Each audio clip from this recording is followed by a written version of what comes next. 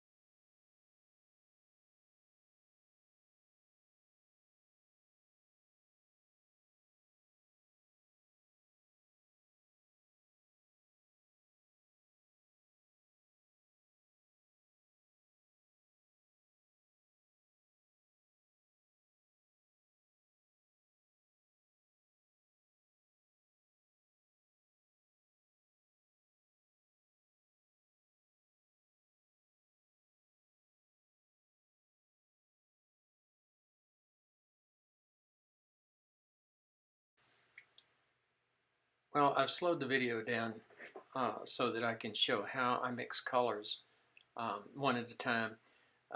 Pick up a piece of red chalk and change the darks of the eyes. It's a slow process. It's a mixing of colors to make an outcome that's desirous for the area. And first I'm going to apply some pigmentation changes. This is the pink around the nose and the cheek across the part of the face that points upward a bit toward the sun. There are a lot of capillaries near the surface, and so that's the pinkest place on the face. Let's see, what's the next one to put on? These are pigmentation variations, and you find that there is a bit of green around the mouth, sometimes under the eyes also, and this is a very light application of greens, very subtle glazing, and sometimes you'll want to go back over that green with another color to tone it down a bit because it's a very subtle color. There's a bit of rust on the chin generally. It's not as pink as the cheeks. It's a bit more orangish, more burnt sienna. These color variations are very discernible in a lot of portrait artists from the past. John Singer Sargent's, it's easy to see some of these same variations. He used a lot of violets around the eyes also, and that's true. There is very much violet around the eyes usually.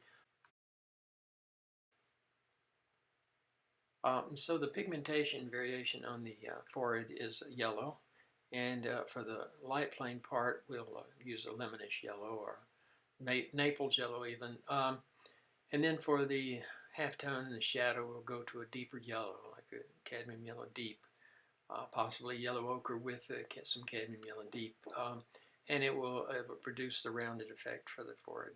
And you can model this forehead. You know, the forehead has a lot of modeling and different, bumps and things like that. And so you can model for it using these colors also. But it's a light glaze put over. It's not intended to make it yellow. It's just trying to change the color a bit. And so we're doing the same with the middle values of the pinker parts of the face. And take a deeper rosish color, tending more toward the rose now, or the magenta, and put in the halftones around the cheeks and the lips.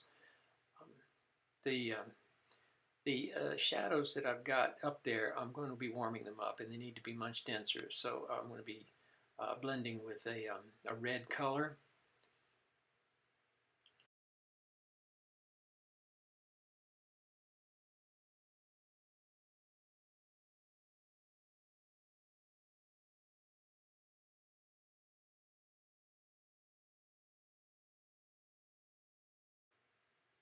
And I want to change that dark, and so I'm adding a red directly into it, which is the way we mix with pastels. We add the individual colors one at a time, which is a good lesson for oils. You can do the same thing in oils. You can add the pure color directly into a puddle that you already have on the canvas.